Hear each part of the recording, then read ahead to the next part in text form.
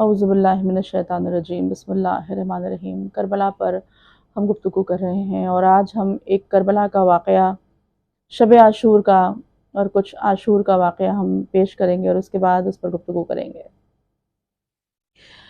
ہم سب جانتے ہیں کہ 9 محرم کو جب دشمن نے جو ہے وہ پیش قدمی کی ہے تو آپ نے یعنی امام حسین علیہ السلام نے اس سے ایک شب کی مہلت مانگی تھی،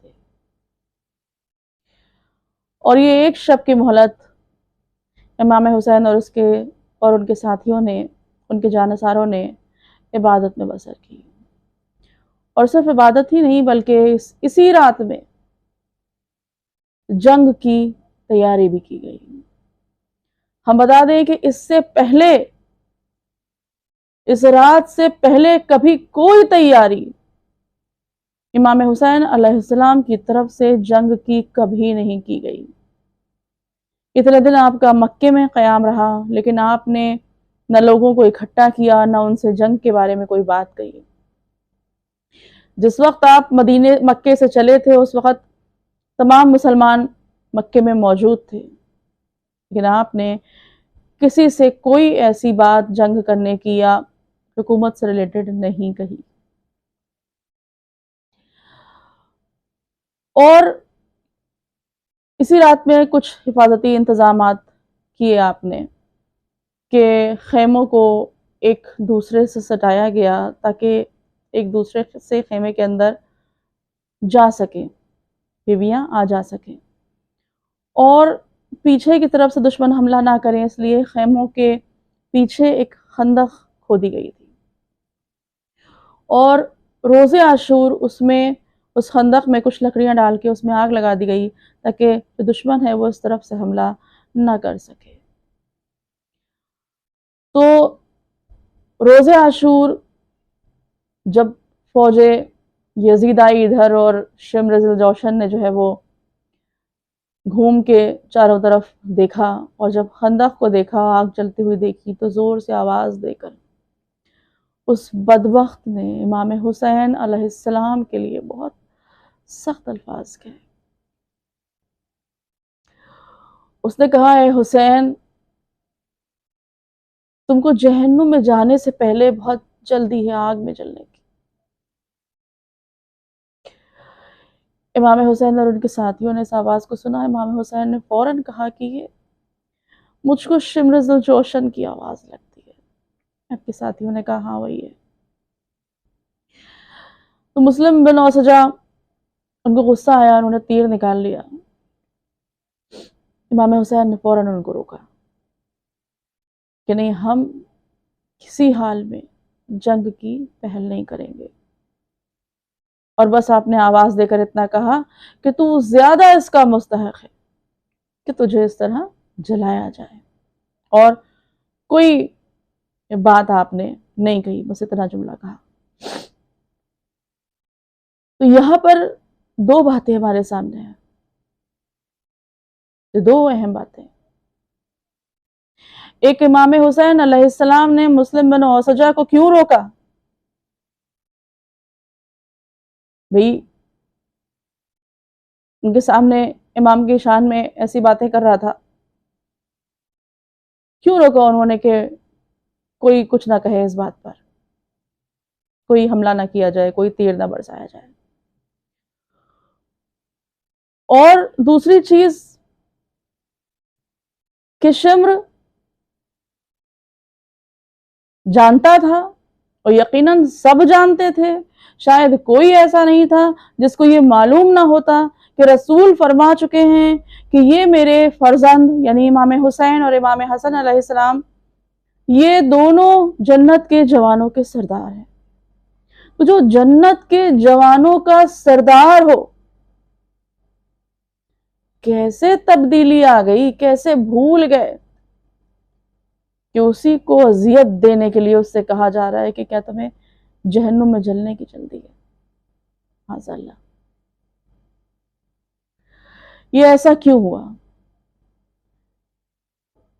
شمر نے ایسا کس لیے کہا، اور ادھر امام حسین نے مسلم بن اوسجا کو تیر کیوں نہیں چلانے دیا گیا؟ اس میں بڑی حکمت پوشیدہ ہے۔ امام حسین علیہ السلام کی حکمت جو ہے، حکمت عملی اس میں پوشیدہ ہے۔ پیغام کوئی بھی ہو، زیادہ تر پیغاموں کا یہ ہوا ہے کہ وہ ٹوسٹ ہو جاتے ہیں پیغام، اپنا جو ان کا اصل مقصد ہوتا ہے اس سے پھر جاتے ہیں۔ اور اس کا سب سے واضح ثبوت ہے، سب سے واضح دلیل ہے کہ جناب ابراہیم اور جناب اسماعیل کا بنایا ہوا کعبہ، جو ایک ان سین گاڈ، اللہ کی عبادت کے لیے تھا، خالص اللہ کی عبادت کے لیے، تو بنایا جناب ابراہیم اور جناب اسماعیل نے، اس کو تعمیر کیا۔ اور جب رسول اللہ صلی اللہ علیہ وسلم کا دور آتا ہے، تاریخ میں موجود ہے، اور فتح مکہ کے بعد جب آپ کعبے کی طرف جاتے ہیں تو اس کعبے میں جناب ابراہیم، جناب اسماعیل، جناب مریم، ان اور باقیوں کے بھی بت رکھے ہوئے تھے۔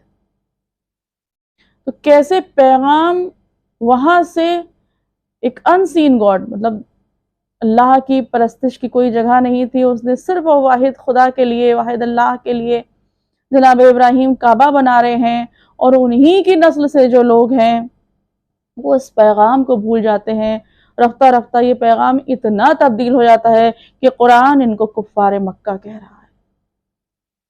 جب رسول نے یاد دلائی اسی پیغام کی تو ان کے اوپر ظلم و ستم کیے گئے، اور فتح مکہ کے بعد جو بت ہٹائے گئے وہاں سے، جناب ابراہیم کا تھا، جناب اسماعیل کا بت تھا، جناب مریم اور باقی لوگوں کے بھی تھے، پیغمبروں کے۔ تو اس طرح تبدیل ہو گیا تھا وہ پیغام جو جناب ابراہیم نے دیا تھا۔ دین مصطفیٰ کے ساتھ ایسا نہ ہو، اس لیے امام حسین نے یزید کی بیعت نہیں کی تھی، ورنہ یزید کا عمل، ابن زیاد کا عمل شریعت محمدی بن جاتا، معاذ اللہ۔ ایسے ہی تبدیلیاں آ جاتی ہیں۔ یزید کو حکومت پہ تو وہ بیٹھ ہی گیا تھا، تخت پر تو وہ آلریڈی بیٹھا ہوا تھا جب اس نے جو ہے وہ امام حسین علیہ السلام سے بیعت مانگی ہے، پہلے تخت پر بیٹھا اور بیعت مانگی، اور امام حسین علیہ السلام نے کہہ دیا کہ میں بیعت نہیں کروں گا لیکن میں سرحد سے پار چلا جاؤں گا، تو اس کی حکومت کو تو خطرہ تھا نہیں، لیکن وہ زبردستی بیعت کیوں لینا چاہ رہا تھا؟ بیعت لینے کے پیچھے اس کا مقصد تھا کہ اس کی حکومت ریکگنائزڈ ہو جائے بحیثیت اسلامک حکومت، اور اس سے اسلام کا نقصان یہ ہوتا کہ جو اس کا عمل تھا، جو ابن زیاد کا عمل تھا، وہ شریعت محمدی کا حصہ بن جاتا۔ اتنی بڑی تبدیلی اسلام میں آ جاتی۔ اسی لیے امام حسین علیہ السلام نے، اور کیوں انکار کیا؟ کیونکہ امام حسین علیہ السلام دین مصطفیٰ کا خود کو امین سمجھتے تھے، دین مصطفیٰ کے امین تھے، دین اسلام کے امین تھے، اور اس امانت میں کوئی خیانت نہ کرے، یہ ذمہ داری آپ کی تھی، کیونکہ آپ اسی امین اور صادق رسول کے فرزند تھے جس نے اسلام کو پھیلایا تھا۔ تو آپ کے اوپر ذمہ داری تھی اس امانت کی حفاظت کی۔ یزید اس امانت میں خیانت نہ کرے، اس لیے آپ اس کی بیعت نہیں کر سکتے تھے، اور مسلم بن اوسجہ کو آپ نے اسی لیے روکا کہ کہنے والوں کو ایک موقع مل جائے گا کہ جنگ کی شروعات امام حسین کی جانب سے ہوئی۔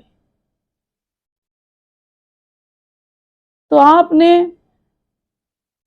جس وقت मुस्लिम बिन औसजा को रोका तो वो एक अमीन होने का फर्ज निभा रहे थे आप, और ये अमानत आपने इस तरह इस अमानत की हिफाजत की कि इसकी हिफाजत में अपना घर का घर लुटा दिया। आज जो इमाम हुसैन अलैहिस्सलाम की कुर्बानी को समझते हैं, उन पर इस पैगाम को फैलाने की जिम्मेदारी उतनी ही ज्यादा है जितनी ज्यादा वो दावा करते हैं कि हम इमाम अली मकाम की शहादत को समझते हैं। तो जितना ज्यादा जो जिस चीज को समझता है उसकी जिम्मेदारी उतनी ज्यादा बढ़ जाती है। अगर हम आज इमाम हुसैन अलैहिस्सलाम के मकसद को समझते हैं तो हम पर इसकी अमानत की जिम्मेदारी सबसे ज्यादा आयद होती है, और कोई भी पैगाम तान अंशर से नहीं फैलाया जा सकता। शिम्र का ताना, शिम्र का अंशर उसका जुल्म है, और उसकी वजह यही थी कि शायद हम इतना बरगलाएं, इतना हम पैनिक करें कि कुछ हो, शायद उसने ये किया ही इसीलिए था। लेकिन ये इमाम हुसैन की हिकमत अमली थी। क्या आपने कोई मौका ऐसा नहीं दिया कि पैगाम